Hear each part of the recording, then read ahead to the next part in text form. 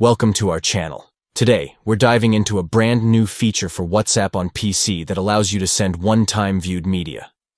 This is a fantastic way to share photos or videos that you want the recipient to see just once. Let's get started. First, open your WhatsApp account on your PC. Make sure you're logged in and connected. Next, look for the conversation where you want to send your media.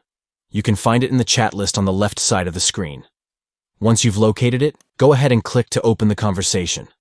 Now that you're in the chat, it's time to send that media.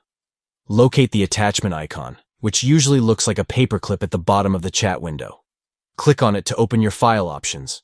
Here, you'll choose the media you'd like to send. Whether it's a picture or a video, navigate through your files, select what you want, and then click Open. This is where the magic happens. Look for the little icon that has the number 1 on it. This indicates that the media will be viewable only once by the recipient.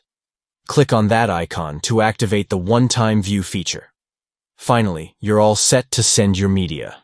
Simply click on the send icon, and your one-time viewed media is on its way. And there you have it. You've successfully sent one-time viewed media on WhatsApp from your PC. Make sure to like this video if you found it helpful and subscribe for more updates and tips. Happy chatting.